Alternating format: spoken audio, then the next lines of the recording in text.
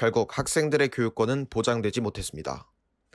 코로나19 확산에 대한 우려로 인해 처음 전면적으로 진행된 비대면 강의 학기, 혼란 속에서 학생들의 교육권은 곳곳에서 침해되고 있었습니다. 한 이과대학의 강의에선 배우지 않은 수업 내용이 시험에 나오는 다소 의아한 상황이 발생했습니다. 같은 과목의 여러 분반이 동일한 시험을 보는데 어떤 분반은 시험 범위까지 수업을 진행하지 않은 겁니다.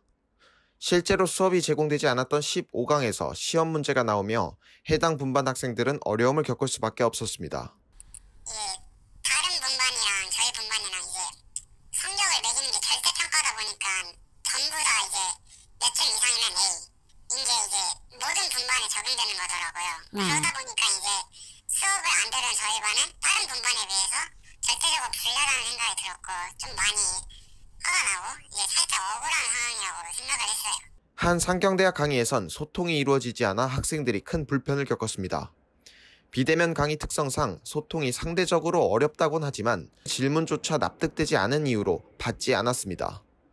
더해서 기말 시험 방식에 대해서도 시험 일주일 전에서야 공지하는 등 학생들은 학기 내내 답답함 속에서 학습할 수밖에 없었습니다. 부정행위 역시 큰 문제입니다. 한 학부대학 강의에선 퀴즈답을 공유하는 부정행위가 발생해 수차례 평가 방식이 변경되는 등의 혼란을 겪었고, 한 경영대학 강의에서도 시험답을 공유하는 부정행위에 대한 제보가 있어 종강 일주일 전에 평가 방식이 변경되는 상황도 발생했습니다.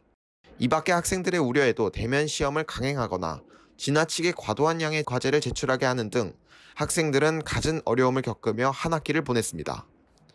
이러한 교육권 침해에도 학교 측은 이렇다 할 대안을 내놓지 못하고 있습니다.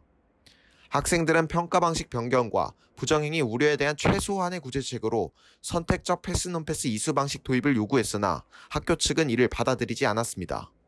학칙에 위반되는 내용이며 학생들이 개별적으로 성적을 선택한다면 교수진의 반발도 우려된다는 것이 그 이유였습니다.